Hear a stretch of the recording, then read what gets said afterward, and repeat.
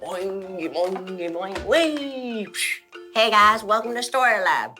This week, we're talking about responsibility. While we take a look at this story within another story. Think we should stop monkeying around? Nah, we're having a humping good time. We really need to start the show now. On it.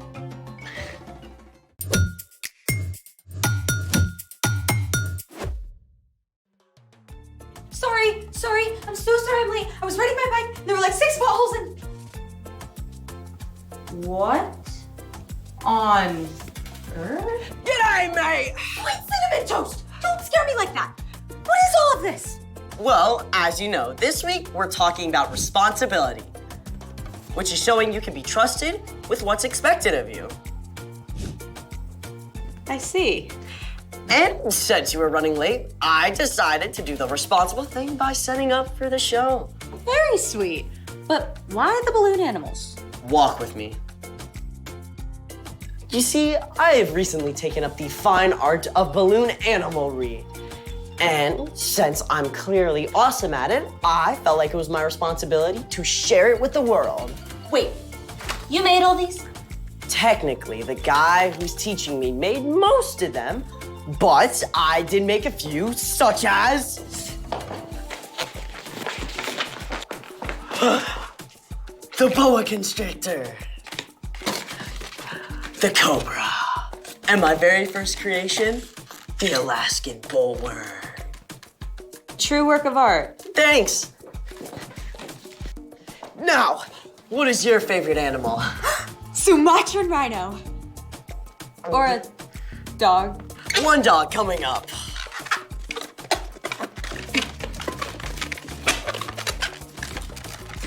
And voila!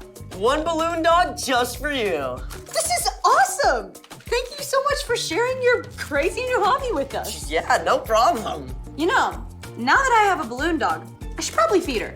How do you feed a balloon dog? Glad you asked. Let's make it. Today, on how to feed your balloon animal, we're doing a little experiment called jumping goo. How can you make goo jump? So glad you asked.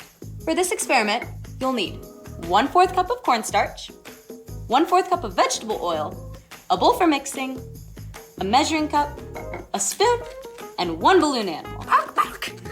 A regular balloon would work too. First, mix the oil and cornstarch together in a bowl. Sebastian? On it.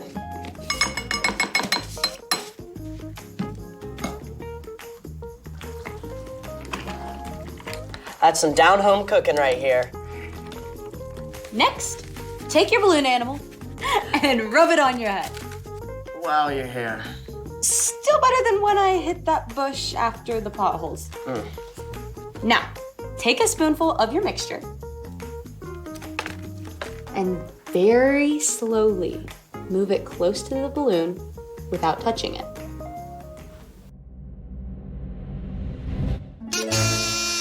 And voila! All thanks to a little thing called static electricity. Isn't that where you rub your feet on a carpet really fast and shock people? Yes, but there's more to it. When you rub a balloon on your hair, negatively charged electrons from your hair rub onto the balloon. This gives the balloon a negative charge. But what about the jumping goo? Well, the cornstarch in the goo we made has a positive charge. Negative charges attract positive charges, so the positively charged goo jumps onto the negatively charged balloon. And that's how you feed your adorable balloon puppy. Wow, thanks so much for sharing that experiment. Hey, thanks for sharing your balloon animals.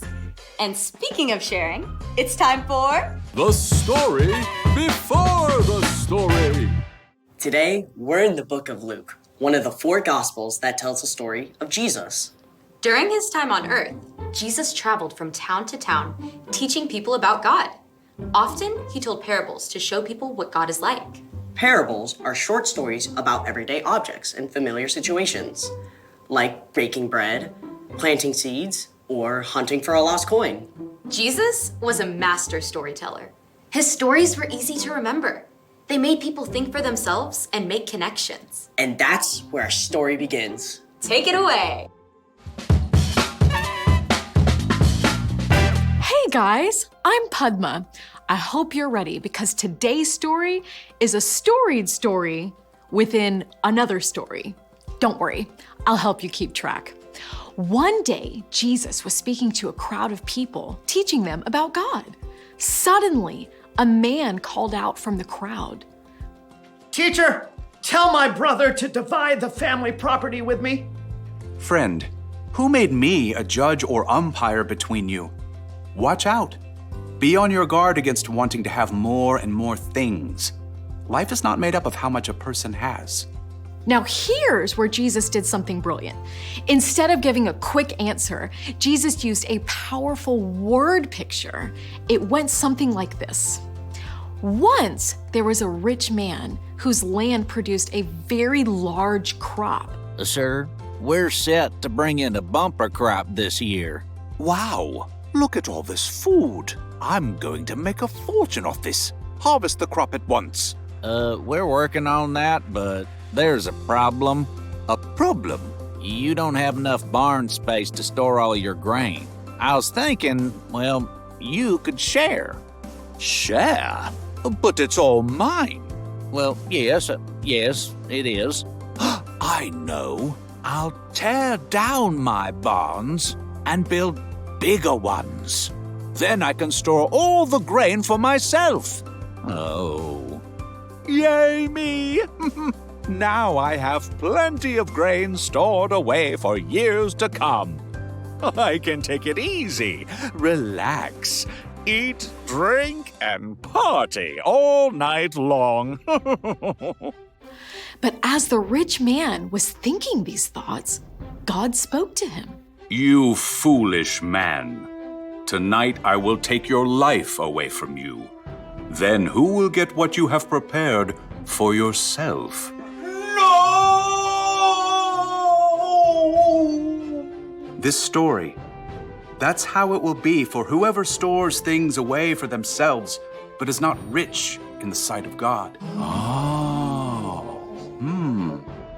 It's okay to have nice things, but our stuff should never get in the way of loving God and loving people. Everything we have comes from God, and one of the best ways we can show God's love is by sharing what we've been given. The end. 2 stories for the price of 1. Good deal. Sometimes the best deal is to give instead of holding on to things yourself. So, what's our part in the story? Whether you have a little or a lot, it all belongs to God. We have the amazing job of using what we've been given to show God's love to others. Like sharing your cookies from lunch. Ooh, or letting someone use your hoodie when they're cold. It might even be saving part of your allowance or birthday money to buy food for people who need it. Yeah, there's this little food pantry box right by my library. Anyone who can give food puts it in the box, and then anyone who needs it can get it. That's awesome. And we can share a lot more than just our stuff. Things like our time. You can share your time by choosing to read to your little brother instead of playing your own game. If you got a big backyard, you can share it with your friends and all play some soccer. You can even share your story. That seems a little big. Well, when you tell your friends about the good things and the hard things in your life and how God has helped you, it can encourage them too. Who knew we had so much to share? I love it. Thanks for sharing your time with me. See you next time. Bye. So here's the thing. Share what you have. Your stuff, your time, even your story. Speaking of, want to share with me how to make an Alaskan bullworm? It would be my pleasure. Thanks for joining us in the Story Lab. See you next time. So I can do it like that. Gonna pull back. I don't know if I don't think I get it.